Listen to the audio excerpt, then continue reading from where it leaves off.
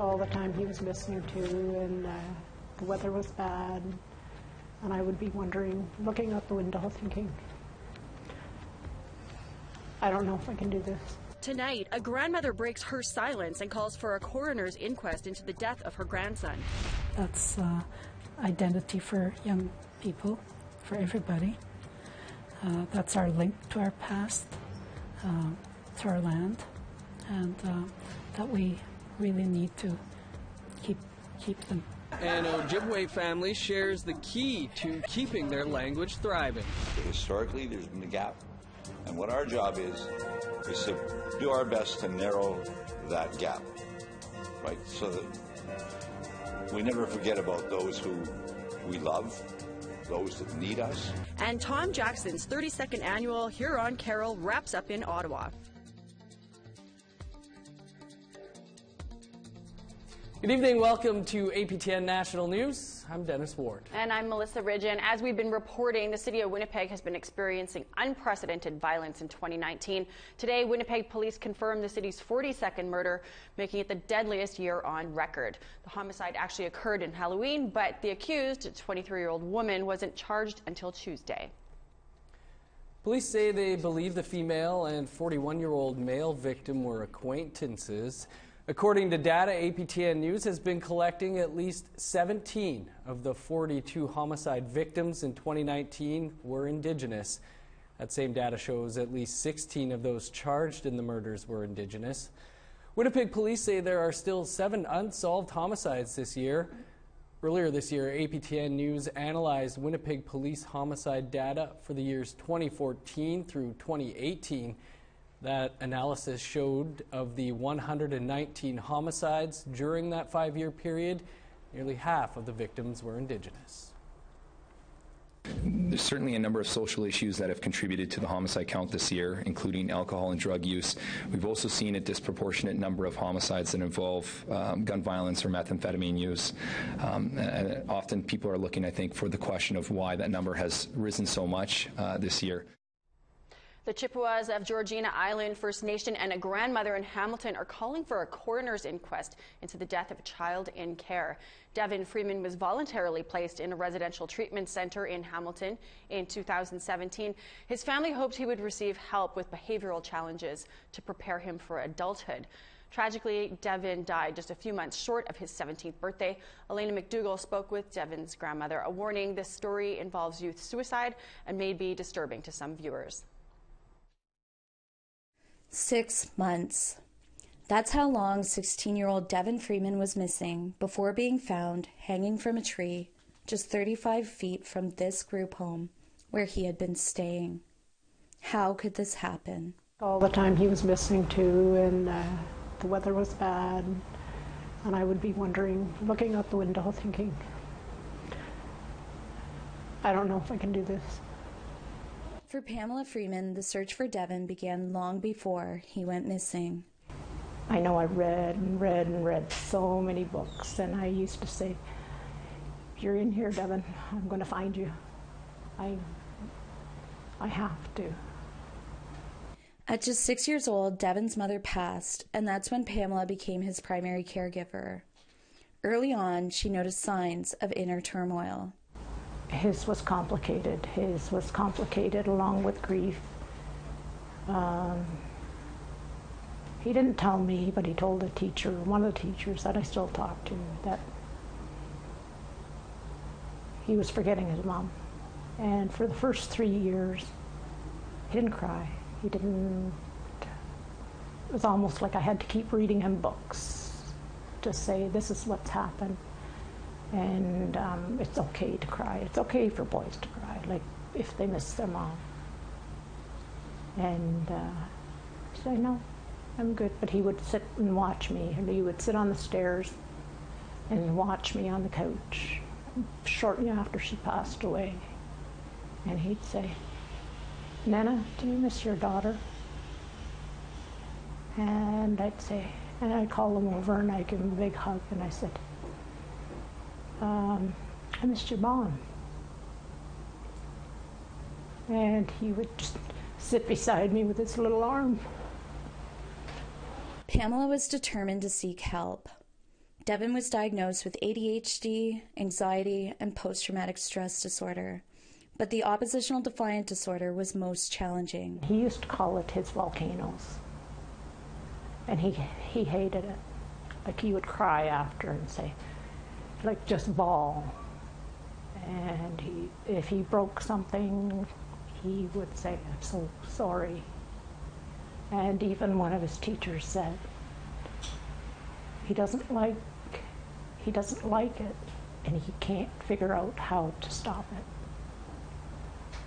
Like, even when he was at school, he'd go around in a rage and kick lockers and stuff like that, and then wind up in her office and sitting there just crying, saying, "I don't want to be like this."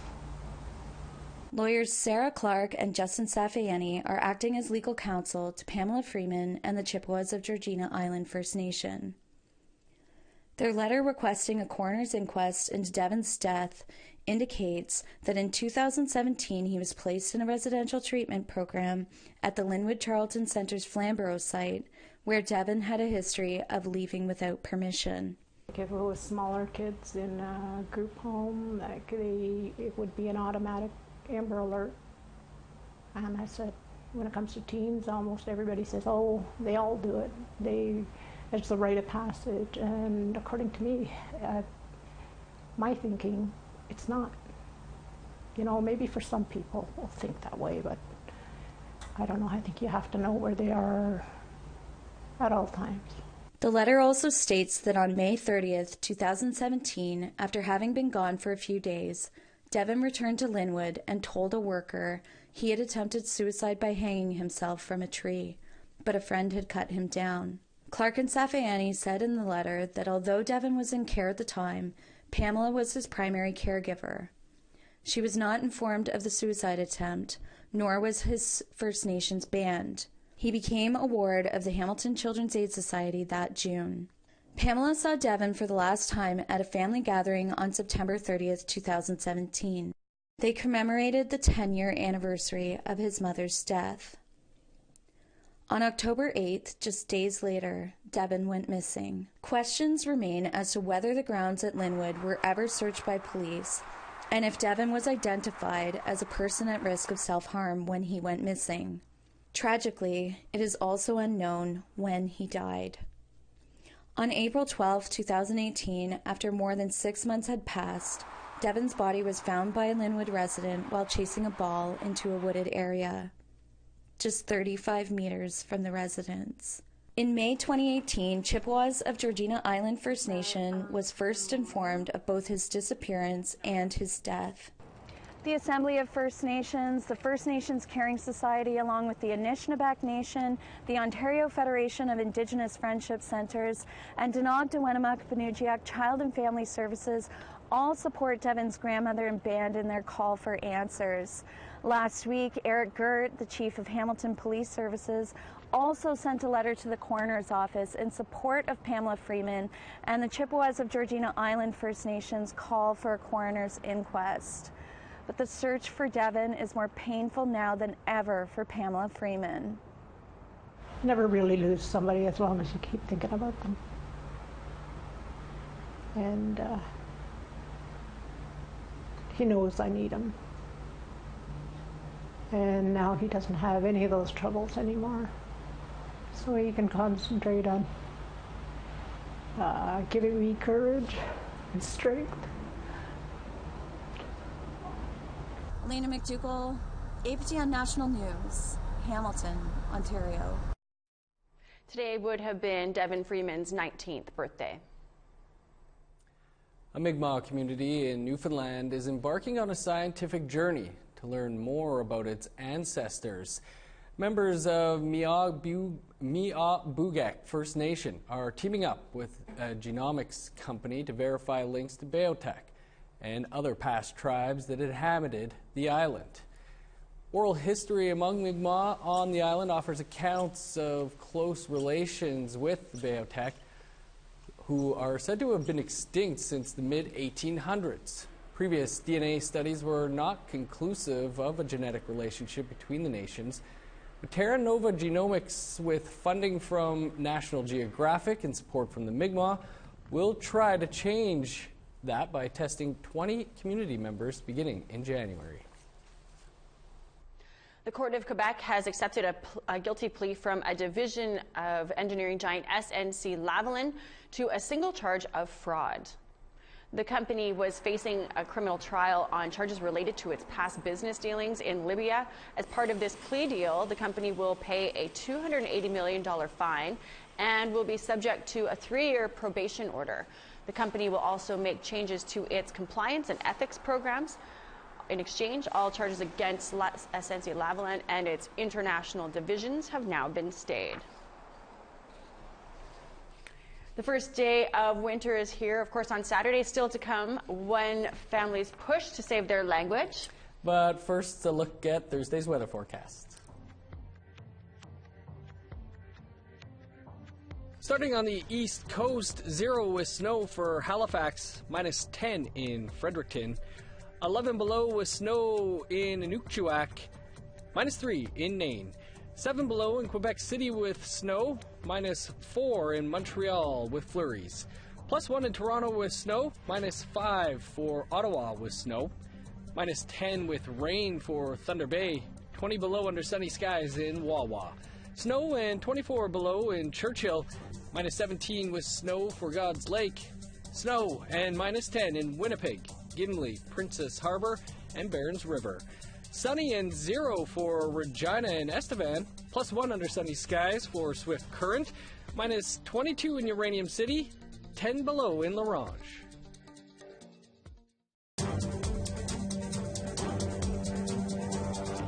Welcome back. 2019 was the United Nations International Year of Indigenous Languages. There are approximately 60 Indigenous languages in Canada, with some close to extinction. In Winnipeg, one family is doing their part to ensure Anishinaabe remains alive and thriving. As Brittany Hobson shows us, teaching the language runs in this family.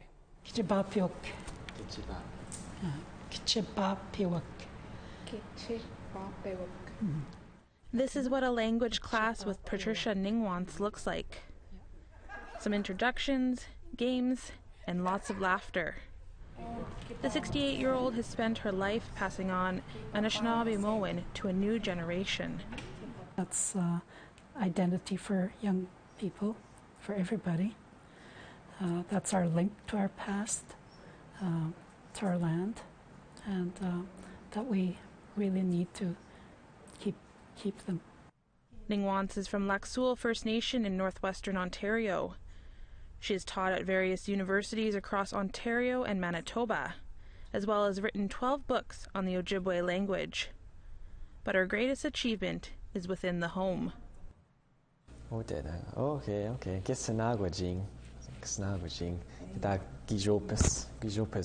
Muldrew is Ningwants' grandson. She started teaching him when he was a youth. When we began driving around, it started off very simply. I would ask him, "What do you see over there?" And I would ask him to describe what he was seeing. And then we would be translating signs like Caribou Lake or something, for him to do translation. This transitioned into Muldrew sitting in on his Gookum's university classes. Now the 21-year-old is still in those classrooms, but this time he's leading the lessons. I was kind of realizing this is something I could do. I guess I was given there to pass on as well because I've been taught that.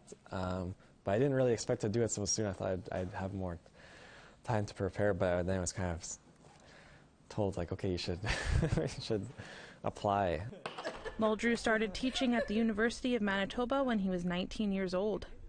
He's the youngest sessional instructor.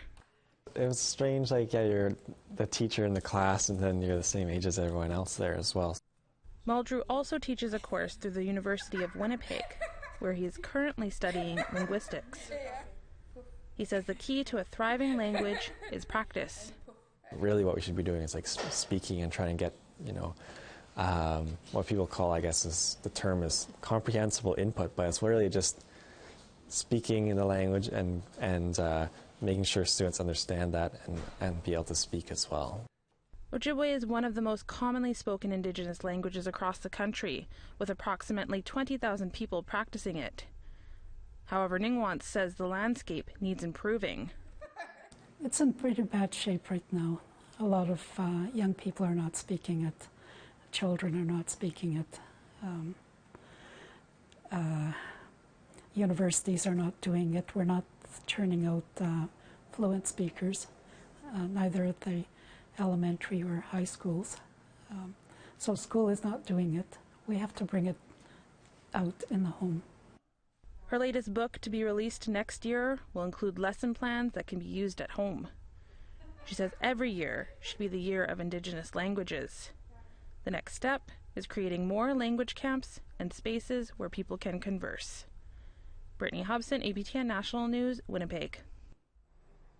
In Focus covered a lot of Christmas ground today, from a Saugeen beater who saw her work displayed before millions on a major U.S. talk show, to the tale of the Ojibway pony making its way back from the brink of extinction, and a Métis family from Alberta who spread their joy about being chosen to appear on a popular game show in the new year. We also heard from viewer Darlene Amo, who shared a special Christmas tradition that she keeps alive to honor her ancestors. Well, it's a very personal story for me and really close to my heart. I feel really blessed, to have this teaching from my grandma and my mom, because it's all about the love that they had for their family. It was handed down from my grandma to my mom and now to me, and now I'm trying to teach my daughter how to make it.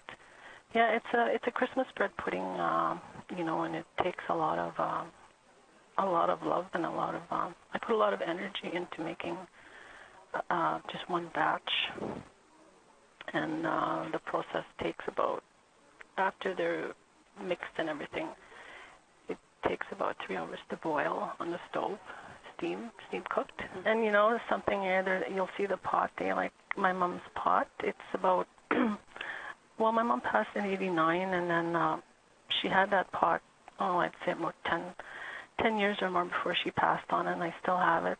It's never been washed in with soap or anything, and every year when I make my batches, I use that pot, and it just seems to get better every year with the aroma, Oh my gosh, it's so nice. It's so beautiful. It's just something really special for me, because my grandma, Agnes Fontaine, she's passed now, and my mom passed in 89, and I was taught by them. I used to see them make them when I was growing up, and I knew how much it meant to them, especially my grandma. She'd make them for all her kids. She had 9 kids, and she was a single mom after my grandpa died, and she just kept on and would make sure everyone got a piece of pudding, she'd make each one for them, and then she would do this big shopping for Christmas and make sure everybody had a gift, like her sons, her daughters, her grandchildren. It's just so beautiful, just really cherished memories. That pudding was delicious too. Darlene brought us a couple little slices. In Focus also had, I know you weren't sitting at your desk, or I would have. Beverly was quick. Marie Porter was on to sing us a Christmas song on APTN In Focus this afternoon. If you want to catch up on that jam-packed episode of In Focus, you can visit our website, aptnnews.ca.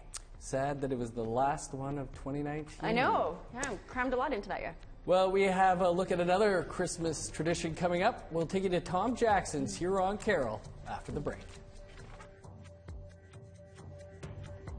Picking back up in northern Alberta, -10 with snow for Fort McMurray, -5 and snow in Grand Prairie, +4 with rain for Medicine Hat, sunny, and +5 in Lethbridge, +8 with showers for Victoria, Vancouver, and Tofino, -22 with snow in Fort Nelson, +2 under sunny skies in Prince George, 35 below in Old Crow, -9 with snow for Whitehorse, -24 with snow in Yellowknife, 37 below for Norman Wells, -41 in Colville Lake, 39 below for Fort McPherson, -23 in Baker Lake, 32 below for Cambridge Bay, -23 in Igloolik, 33 below for Joe Haven.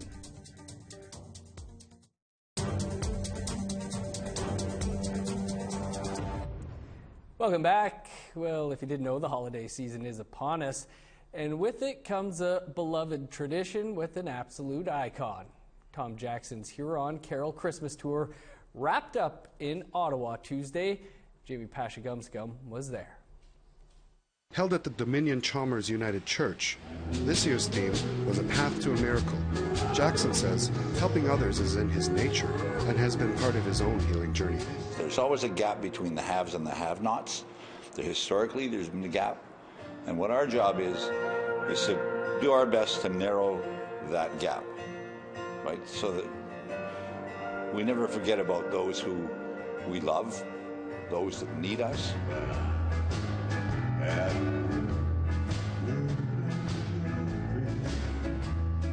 The 17-show tour began in Victoria and concluded in Ottawa, fundraising for a local charity in each town and city. In Ottawa, the proceeds will go to the Tuigan House for Aboriginal Youth. Joanne Van Hooser is with Tuigan and is grateful for the event. Well, Tom's a wonderful advocate and a good night for Tuigan to be here, and I'm so happy that we get to sponsor this. I'm part of the board, so we get to be here to help Tom inspire the women and the people in the audience to donate to the Tuigan House and help the youth of the Aboriginal Youth for Ottawa. Delivering hope when some need it most, along with welcomed holiday entertainment, after more than 3 decades, Jackson and Huron Carole are still drawing audiences. He has such an amazing voice, and I forgot sort of how great a storyteller he is. Like, I really like that he tells stories in between it. I'd never been to this Huron Carole before, and I'd always wanted to come, so I was really glad to hear the stories and the songs. Really great. Over the years, the tours have raised close to $250 million. But Jackson won't be stopping anytime soon. We'll continue to build that, right, based on the fact that being proud of being a Band-Aid is a pretty important thing to me.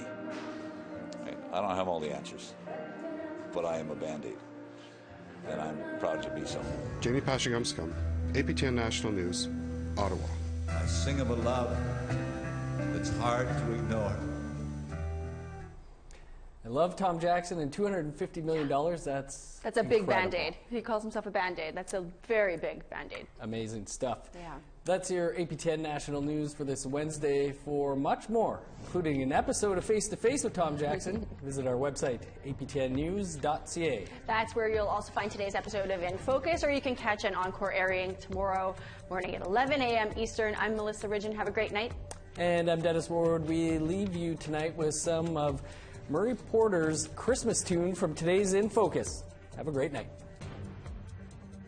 I wish everybody out there a happy Christmas and Merry New Year. I'm always backwards when I talk. This is a song called Jingle Bells.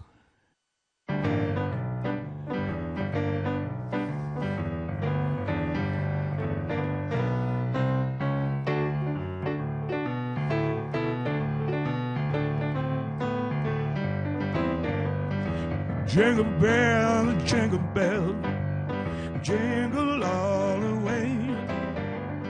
Oh, what fun it is to ride in a one-horse open sleigh, dashing through the snow on a one